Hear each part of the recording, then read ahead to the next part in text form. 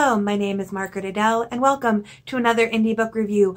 I should have gotten to this one sooner, but thankfully I've got a nice little friendship with the indie author, and she was chill with me taking my sweet time to get around to this. But I finally managed to put it on my Pride TBR so I could actually get it done, and that is Deliverance by Lila Mina. This is the third in the Temper trilogy, but not the last book in the series. This is a polyamorous romance set in Japan, and it is basically own voices. The author is a white woman living in Japan, the main character is a white woman living in Japan, and I believe the author has lived there for like a significant amount of time. Like, I think like 10 years or more. So the cultural aspects of being a gaijin, I guess, living in Japan is all there. This is obviously an author that knows the culture, and it comes through a lot more in this book. Now, this book is kind of in a strange place in the series because I believe this was originally meant to be the third in a trilogy, wrapping up the story. However, you can kind of tell that then Lila got some inspiration and wanted to start a fourth book. But as she explained it to me, this is basically the final chapter in key themes for the rest of the story, especially the relationship between Honda, Yuki, and Lana. And things are wrapped up, and then the fourth book takes place in Italy and is more focused on Lana's backstory. And I believe, insofar as I can tell, that the other characters will focus more as supporting cast than the prime central conflict of the story. At least from what I can gather. And I do fully intend, if Lila Mina wants to send me it, to review that one as well. Can't guarantee I'll get to it soon, but regardless, this is a very intriguing story in the series. In the second book, it kind of took a left turn into supernatural aspects.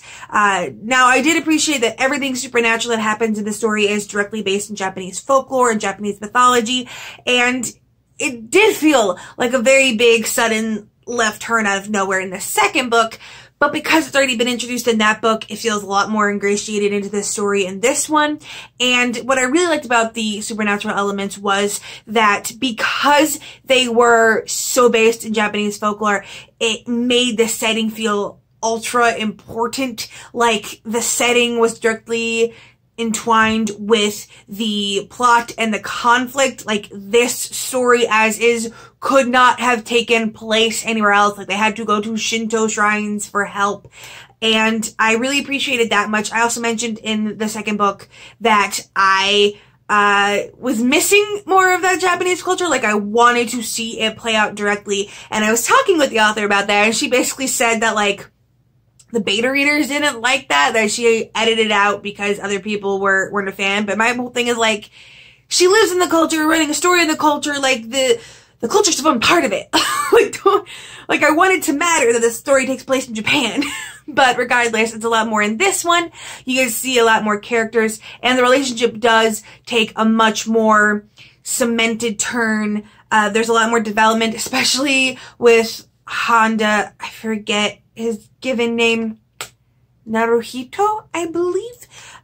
He has probably the most character development over the course of the story of any of them, and for the better, because the first book, I was super annoyed by him. Yuki continues to be the bisexual that I want to be, but she didn't really need as much development because she was already on pretty good footing, but the three of them together needed some development, the relationship between the three, versus just master and mistress and sub, and it comes closer together, is more closely knit, and I love that so much. Unfortunately, this is not a queer norm society in this world, so basically they're still hiding things, and I was really sad about that. But, you know, you take what you can get. Maybe one day I will look into some polyamory that is set in a queer norm world. The one real drawback, if I'm really going to be critical about this, is the pacing of the plot and the conflict is very strange. there are multiple big climactic scenes that happen very early on. So early on that I spent a lot of the book being like, what else is going to go wrong? What other big thing is going to happen? And there's almost like a third of the book that feels like falling action. And if you're not aware of the story diagram, the falling action is what happens after the climax, and it is usually like the last max 20 pages of the book, kind of like wrapping things up to kind of move into the finale. And it felt like that here for a very long stretch of time, which left me with this kind of like weird sense of anxiety when I wasn't supposed to have it, because, you know, it's character development. Things are still happening. It's not nothing. But I'm supposed to be like following this quiet character development, but in the back of my mind, all I can think is, what big thing is going to happen next? Because there already were big things. And I can't even say how this could have been redone. Like, certain things couldn't have happened until big things happened, and I'm trying to be as vague as possible to not, you know, spoil anything, but like, I honestly can't think of a way to restructure this to leave the big things until the end that would still leave the room for believable character development that the three needed to have to move forward.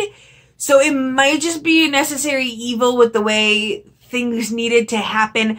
But yes, I was left with this, oh look, what a cute moment, and they're learning, and oh my gosh, what's gonna happen? I know something's gonna hit the fan. And you do get a little bit of something at the very, very end, but it's less a climactic scene and more something setting up the next book. So it didn't necessarily feel as gels with the first book. Obviously it was mentioned, and obviously it's still the same characters and the same storyline, but you can definitely see that it was meant to lead into the next book as opposed to be a logical growth from this book, if I'm explaining myself well. So for that reason, I ended up giving this book 4 stars. The steamy scenes were not quite as intense as the other ones were, at least in reference to the extent of things that happen within them. Like, in the first 2 books, there were things like fisting and swordplay, which I am learning is not something I need in my erotica. Not that it ruined it, but like, blood is not sexy to me, because whenever I see or read about blood being spilled, I'm thinking about all of my bloodborne pathogens training and not, ooh, this is sexy. So that was not fun, but it's a little bit more toned down in the actual kinks that happen, and it's a little bit more intense for their plot purposes, for their emotional purposes. So the steamy scenes in here are a lot less intense for what's going on and more intense for what things represent, which I know for a lot of people is actually what they prefer in their erotica. So if you like that, well, you'll had to have sit through 2 books that weren't like that. But don't worry, you get it in this one. And I'm really intrigued to see what moves on moving forward. In all honesty, there's also a late in the game reveal that was so vaguely worded that the only reason I'm sure of what it is because I accidentally spoiled myself by something the author said on Twitter. Like, the author was, it was following one of those, you basically, tell your story in emojis formats, Twitter threads. And I saw certain emojis that let me know that something was happening, because like I reread that portion of the book several times. I'm like, if I hadn't seen that emoji and known this was coming in the context of the story, I don't know that I would immediately jump to this being the reveal, because it is so vaguely worded. But beyond that, I definitely enjoyed this story a lot. I gave it 4 stars. Unfortunately, I had to knock 1 off because that pacing was just weird. And I don't know if I'm just like so obsessed with standard storytelling structure that my mind will keep waiting for the climax to be at the end of the book, or if that is genuine pacing issues. But regardless, going 100 pages with anxiety that goes nowhere is not fun. But before I forget, this would have been bad. Trigger warnings. There are some scenes of sexual assault in this book. They are fairly quick, fairly easy to skip over. And as long as you know that, hey, this is the thing that happened, you can skip over the scenes and you won't have lost anything. Sorry. The one downside to this being that it is right away, 2 separate scenes, in fact, that happen fairly early in the book, like before the halfway mark. So be on the lookout for that if that is any of your triggers. But regardless, I really appreciated this book. I appreciate that Lila doesn't mind that it took me forever. And also, I am really excited to read the next one. If you are an indie author and you would like a review like this one, please let me know. I will have my email down in the description below. I will also have my review policy down there. Please give that a read through. It answers a lot of questions and saves us a lot of time. And with nothing else to say, I hope you have a wonderful day and a marvelous tomorrow.